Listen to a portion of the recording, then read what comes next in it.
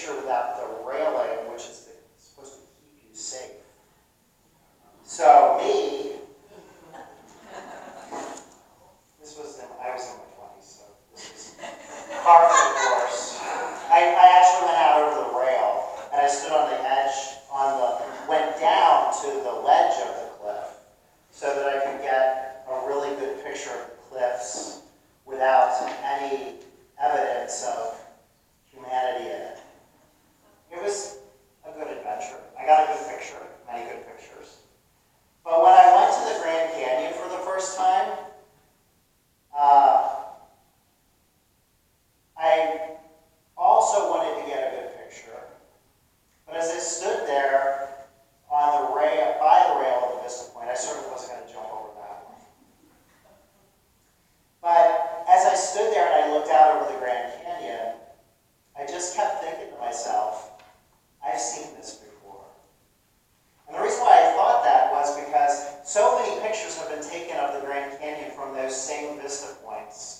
And the weather is pretty consistent in Arizona, so it's not like the light changes the view very much. Sometimes, if it's rainy or cloudy, it might change the appearance of it. But for all intents and purposes, if you've seen a picture of the Grand Canyon, and we've probably all seen many pictures of the Grand Canyon, you have a pretty good idea of what it looks like. So that by the time you get there, you may have the sensation that you've seen it before, even though you've never stood in the presence of it. I've never seen the Mona Lisa in person in the Louvre in France, but people have told me that they've had a similar experience, that the scale of the icon, the Mona Lisa that we see all over the place in calendars and coffee mugs and parodies and cartoons, the idea of the Mona Lisa is far larger than the actual experience of the Mona Lisa, which you can't even really get close to, and isn't really that big of a painting. So all that's to say that when we come to this story that Jesus is telling today, there's a bit of a problem. He's telling this story to a gathering of tax collectors and sinners and Pharisees and scribes. But as soon as we hear him start to offer the details of this story, those of us who have grown up in the church and have heard this story over and over again, those of us who have inherited our faith, immediately think this is the parable of the prodigal son. And never mind that most of us, myself included, every time this comes up, have to look up the word prodigal. The word actually means wasteful or extravagant in spending. But when we frame this story as the parable of the prodigal son, we really miss the point of the story that Jesus is telling.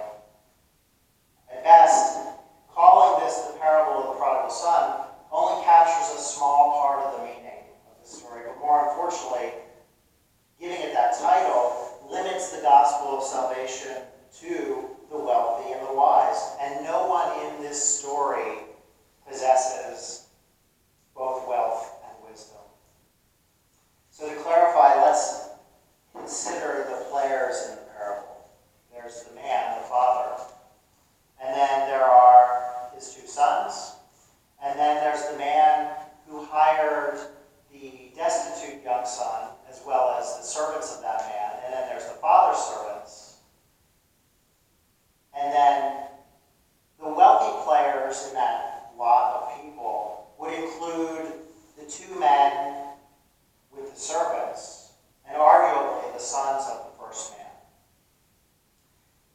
Now the servants in the story may be wise. We don't know that. The story doesn't really tell us much about the servants. But they're certainly not wealthy, otherwise they wouldn't be servants. So no one in this story is both wealthy and wise. The two men, however, are certainly wealthy, but neither of them are wise in terms of their use of resources. It could be argued that both of these men are kind of prodigal, extravagant, a little wasteful with their resources. I'll comment on the foolish extravagance of the father later, but where the second man is concerned, the man that hired the son who blew through all his argue that had he run a simple credit check on this potential employee or simply asked for character references, the story might have turned out differently. Even where the noble job of slopping the hogs is concerned, the owner of those hogs doesn't seem to have done much in the way of vetting this potential employee, considering that a condition of his employment would have been that he would live on the property. He would be housed and fed by this man.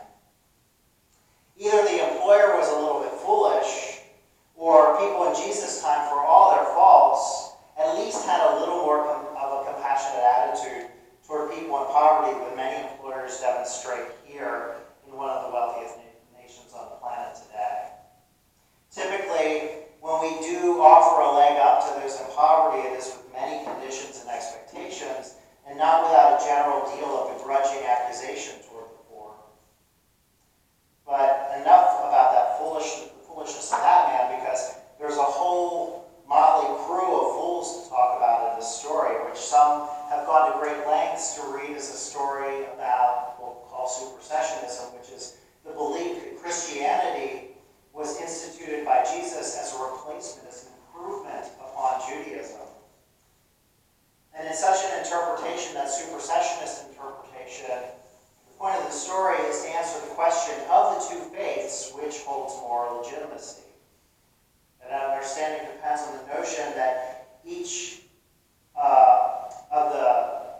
that the Father is God, and that each of the sons represents either Judaism or Christianity. But the problem is that once you start to pick apart the details of the story, when you look at it carefully, it's really hard to tell which is which, if that's the tack you're going to take with the story. It's hard to tell which one is supposed to represent Christianity and which one is supposed to represent Judaism. So without breaking down the problems of supersessionism much more, let's suffice it to say that we have other options to consider in the meaning of this story.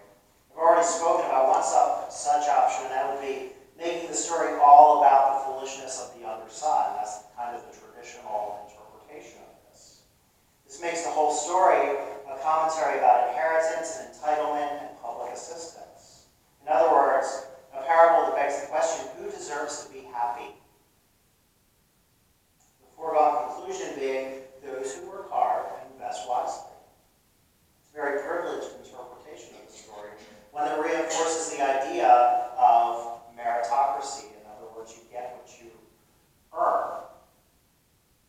That would mean that in telling the story, Jesus is preaching what is known today as the prosperity gospel. In other words, the idea that people of means have what they have because God has rewarded them for being godly, while those without means suffer their lack of resource simply for not being good people.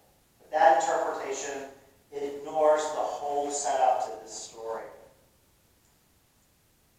Each of these interpretations that I've outlined already are American Protestant interpretations of the story, and they're contrary to popular belief. Jesus was neither American nor Protestant.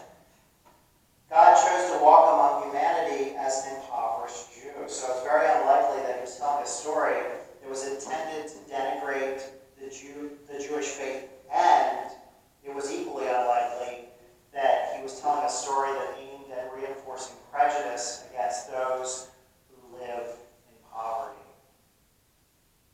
All that stands alongside my argument that there are no unequivocally wise people in this story. So that creates an additional problem for anyone trying to locate God in this parable. If everybody in the story is a little bit foolish, it's a little hard to locate God in there. With all that in mind, I'd suggest that we consider this. Maybe the story that Jesus is telling is a story intended to break down our assumptions. In other words, it's not so much about making moral sense of all the confounding ways that the individuals in this story act, as it is about the world in which those individuals take advantage of one another and make terrible decisions and avoid consequences, and even after all of that, in ways that seem foolish to many of us, offer grace to one another.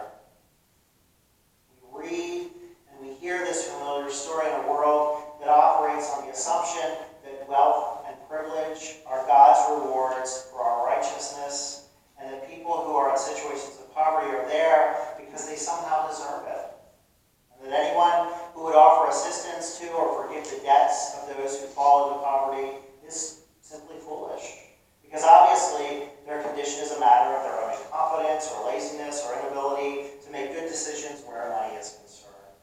Such a perspective assumes as much as it ignores, and it commits such errors at the peril of missing the good news that Jesus was trying to point out, even through his very existence as someone who was poor and marginalized.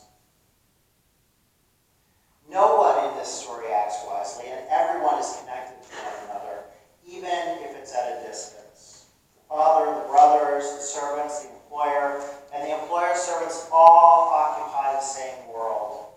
And depending on who you most identify with, there's no shortage of foolishness to be found as you look out at the other players. From any given perspective in that story, the actions of the other people appear to be very foolish. There's no one who acts in a way that's entirely commendable. And this may be the very point that Jesus is making by telling this story. We miss Jesus' point when we insist on calling this the parable of the prodigal son.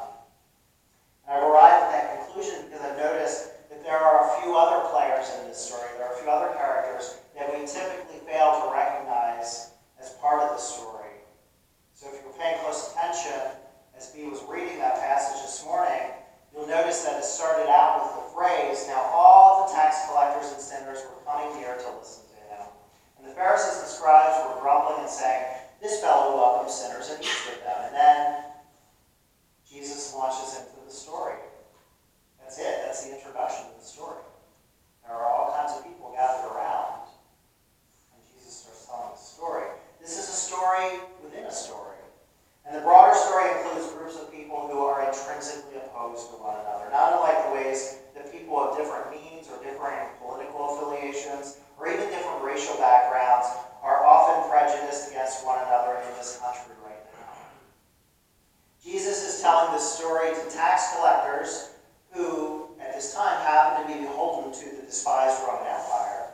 And also there are sinners who, from the point of view of the Jewish people, the Pharisees especially, would have been unclean and therefore also despised. And then you have the Pharisees who take great pains, who are known for taking great pains to follow all of the codes of purity and so that they can essentially rebuild God's temple in their hearts. More or less, the Pharisees are the religious fanatics of Jesus' time. And then there are the scribes, the keepers and the defenders of God's law, doing so at a time when the laws of Rome have compromised so much and people would rather follow the laws of Rome than follow the laws of God. In other words, these are kind of legalistic contrarians. They're operating in a way that's against the grain of the culture at large, insisting on another law, a higher law. The story that Jesus is telling points to the foolishness of everyone, but it also makes the case for the foolishness of grace. Last week, I spoke about Paul's letter to the Corinthians, in which he cautioned the people of that church to be wary, lest they think that in their standing, they were incapable of falling, of stumbling. Here, Jesus is offering all within earshot a similar caution, except that he's stating that caution in the positive. Where Paul is warning his readers that if we think we know better, we must be wary of tripping over our own self-righteousness. Jesus is warning us that if we think we know better, we may one day find ourselves in need of the grace of those whom we have dismissed as foolish. Or, just as likely, that we may prove ourselves merciless when invited by the Holy Spirit to offer mercy to someone in need whom we have callously dismissed as foolish, or prodigal, or lazy, or somehow deserving of their misfortune. Someone at one of the two churches that I'm serving recently told me